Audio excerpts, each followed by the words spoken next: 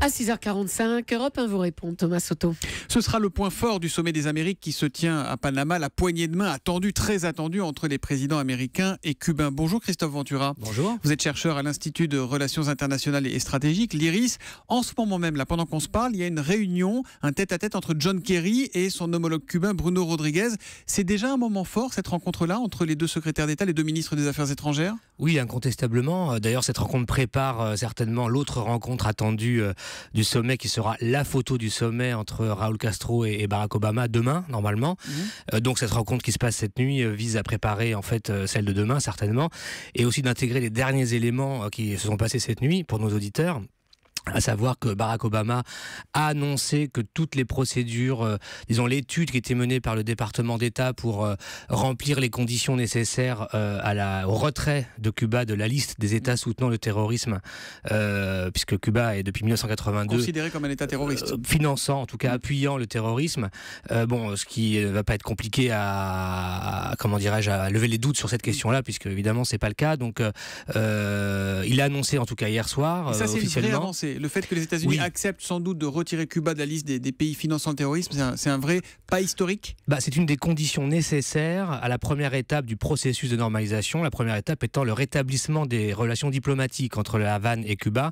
C'est une des trois conditions en fait qui est posée pour arriver au rétablissement des relations diplomatiques avec l'ouverture de l'ambassade en particulier. Ça, c'est la deuxième condition, l'ouverture de l'ambassade. Et la troisième, c'est quoi alors ? La troisième, c'est l'application des conventions de Genève pour les diplomates cubains qui seraient aux États-Unis et la possibilité de ce fait qu'ils puissent ouvrir un compte bancaire à Washington, ce qu'ils ne peuvent pas faire aujourd'hui au regard des lois liées à l'embargo. C'est de tout ça qu'ils vont se parler pendant ces 2-3 jours. Ils vont parler de ça. Ils vont parler aussi ensuite de la normalisation qui est liée, elle, à la levée de l'embargo d'une manière générale.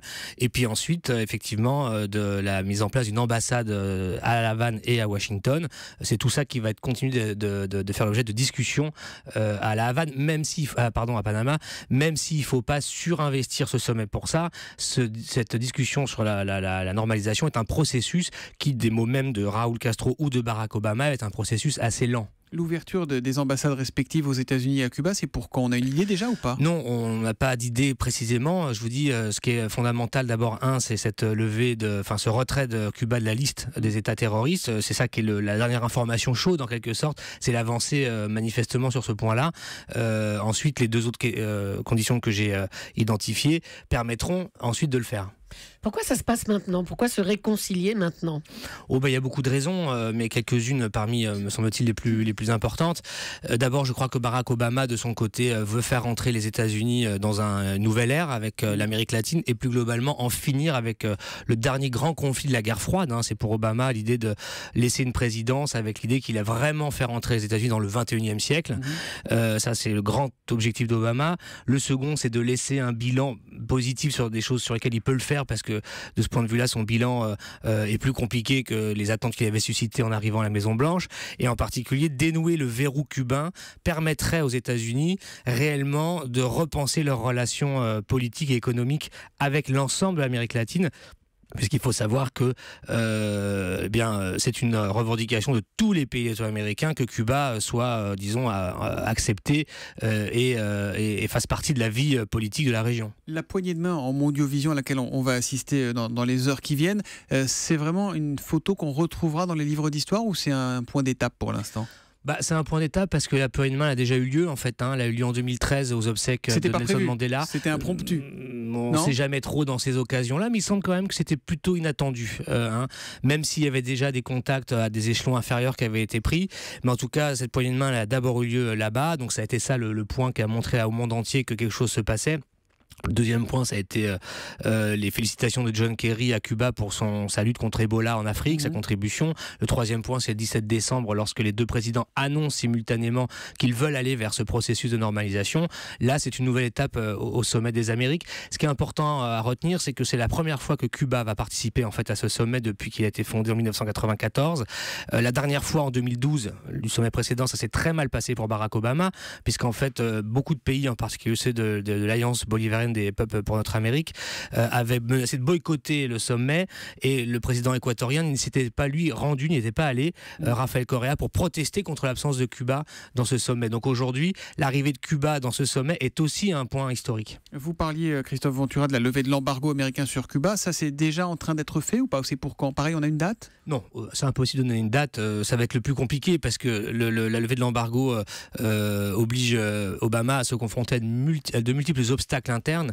Son congrès est farouchement hostile, les républicains qui le maîtrisent. Il ne peut pas décider tout seul, Obama. Non, c'est impossible. C'est une décision qui revient au congrès souverainement, et c'est le congrès qui doit le faire. Donc là, on n'en est vraiment pas là. En revanche, ce que peut faire Obama, qui est très important, c'est qu'il peut quand même démanteler assez largement cet embargo en prenant par des mesures de décret comment dirais-je, des dispositions sur des points, des segments, des secteurs qui concernent l'embargo, pour en tout cas en réduire les effets de manière très importante jusqu'à le démanteler. Avant de le supprimer.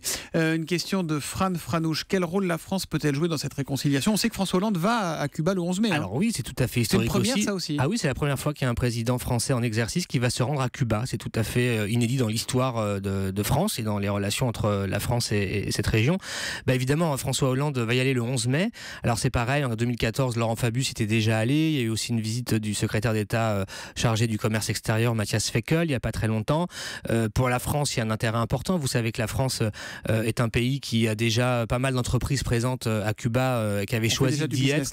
Oui, Air France, Alstom, il y en a beaucoup, Pernod Ricard, bien sûr, le tourisme, parce que le tourisme a augmenté, a bondi de 35% à Cuba entre 2014 et 2015. Le tourisme, c'est l'enjeu principal de cette réconciliation, même entre Américains et Cubains. C'est une question de François sur Europe1.fr. Le tourisme, en tout cas, c'est un type d'activité économique qui active toutes les relations fluides qui peuvent exister entre deux territoires, aussi bien au niveau des visas, des passeports, de l'argent, de tout ce qui aujourd'hui pose problème. C'est un peu le poumon de Cuba, quand même. Aujourd'hui, le tourisme est évidemment le premier vecteur de devises dans le pays. Dernière question, Christophe Ventura. Est-ce que ça aurait été possible avec Fidel Castro? D'ailleurs, sait-on comment il va, Fidel Castro? Comment il va vraiment?